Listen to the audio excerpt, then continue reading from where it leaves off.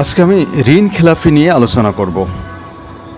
বর্তমানে বাংলাদেশে ব্যাংকগুলোর যে অবস্থা, এই অবস্থার জন্য আমি মনে করি অন্যতম দায়ী হচ্ছে ঋণ খেলাপিরা।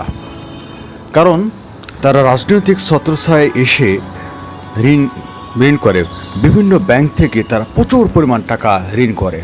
কিন্তু ব্যাপারটা দেখুন, অর্থাৎ রাজনীতিবিদরাই মূলত এই সুবিধাটা পেয়ে থাকে।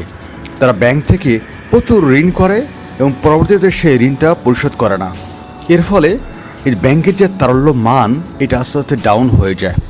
আপনি একটা জিনিস চিন্তা করুন, আমরা যারা সাধারণ মানুষ আছি তারা, আপনি ব্যাংকে 1,00,000 টাকার জন্য যান, আপনি ব্যাংকে 1,00,000 টাকার যদি আপনি ঋণ চান, আপনি সহজে পাবেন না। আপনার নানা রকম দস্তাবেজ সেখানে প্রেজেন্ট করতে হবে।